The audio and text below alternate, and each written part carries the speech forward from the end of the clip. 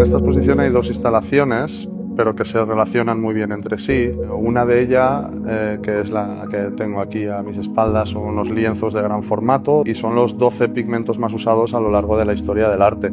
En su día pues eran unos cuadros monocromos, muy limpios, pigmento puro, y lo que hizo la Dana fue pues intervenirlos, revolviéndolos, destrozándolos, algunos más, otros menos. Entonces ahora lo que se ve pues es la intervención de la Dana de ese día y cómo se ha entremezclado pues ese pigmento, ese color monocromo con esas formas más acuosas de fango, de barro. Por otra parte tenemos esta otra instalación que tengo a mis espaldas. Es una instalación audiovisual compuesta por 7 monitores y lo que vemos también es ese diálogo entre la materia y lo líquido, con lo cual lo que se presenta pues es este manto, este suelo de arcilla en el cual caen unas gotas como de lluvia, pero también se pueden interpretar que son lágrimas, ¿no? También un poco de todos los vecinos que aún seguimos allí peleando día a día